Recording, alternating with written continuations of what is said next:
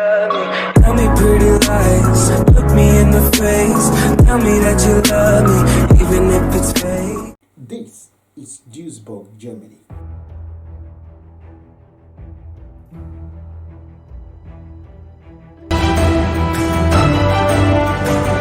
Taking a walk around the street, I saw something really interesting that amount to everyday true life stories among certain group, which always like to discriminate themselves.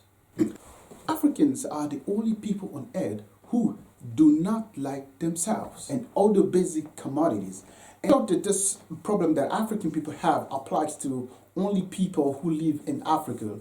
Until I start going to African shops and visiting African-owned businesses and trying to do a lot of voluntary work, for example, at my own free time. Where I find out that how Africans really treat themselves to the extent that they boycott their own businesses, their own shops, to patronize other Asian people, other Asian shops. I mean, I do not have a problem with them patronizing and Asian people or patronizing any other kind of businesses and stuff like that. But my problem is, you will never see a Chinese or a Bangladesh or an Asian person entering an African shop, for example, when he or she is aware that his regional business is around the corner, or he's a fellow country person from his own region, business is around, for example. I mean, that's exactly what I'm talking about. The Africans are the only people who you see they abandon their own businesses in order to patronize other businesses, other shops, in order to confirm why the Africans line up in the Asian shops, why their own fellow black shops, their own fellow black African shops is in the opposite right away. So I decided to do a little bit research. I decided to go into the shops to compare that, the assumption that it could be a problem of pricing or a problem of the availability of basic goods, So then I decided to go into the shops to compare exactly the prices and see if the African shops are not even having the basic goods, the goods that the African. Guess what I found out? The prices are all the same with no changes at all. But don't get me wrong, I am not a racist.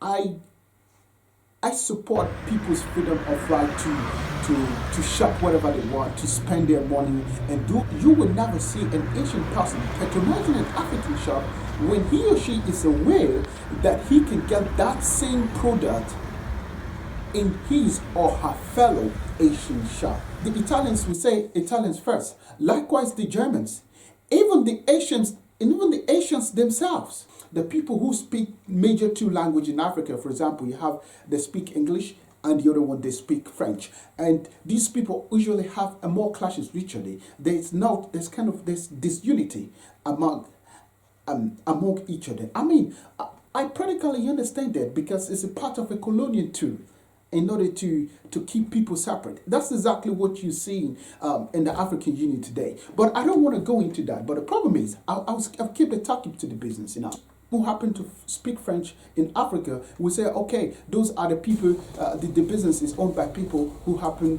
to speak English in Africa. He's from West Africa, the other one is from part of East Africa, or for example, or Central Africa. They would say, no, we doesn't consider them as one of us because of just a colonial language, for example. And these problems have really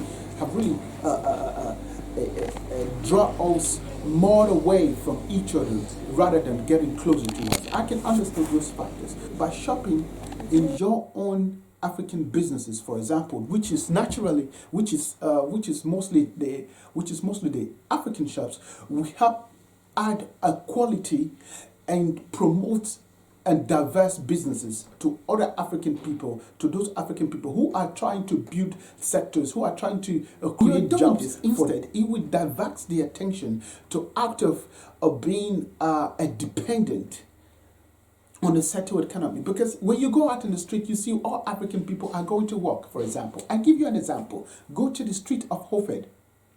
The only place you find is just, go to the street of Hofed. The only African shop you find is just this Afro shop. Just food. And yet African people do not patronize that shop that much. But that's not a problem. Everything has its own factors. They have its own advantages, they have its own disadvantage. But no matter what, we should prefer what we had. Okay, fine. When you go down street of Hofed, you are not going to see, for example, a shop, any other shop, for example. You have telephones, you have even where to send money to Africa, for example, because Africans usually love to send money to young people. Even where to send money to Africa is not owned by a single African. Telephone shops, call, where you buy card, where you change your phone, accessories, all those things. There is nothing, but only one single thing we have. But what kind of a world do we live in, bro?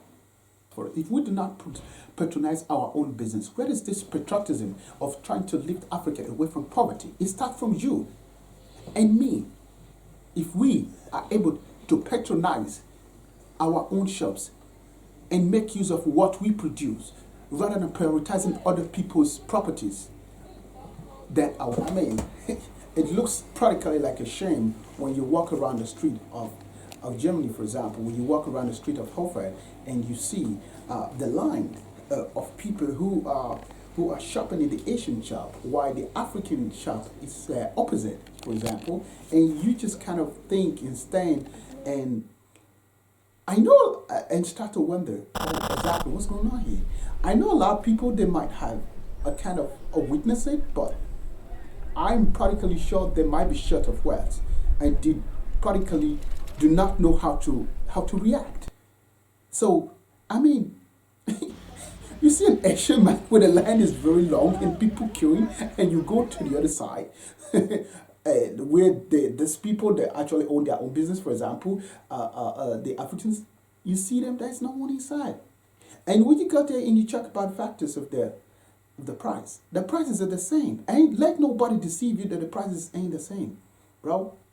Let nobody deceive you. Just don't let nobody, don't fall for it. Don't just fall for it at all. So when we're saying, where is our moral understanding? Guys, thank you all for watching.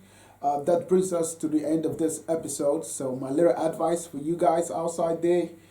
Also, no matter how small it is, no matter how big or small, we should always try to appreciate what we have. And we should always try to appreciate one another. I mean, we're just one people. That's who we are. Thank you all guys for watching. See you in the next episode of the talk show.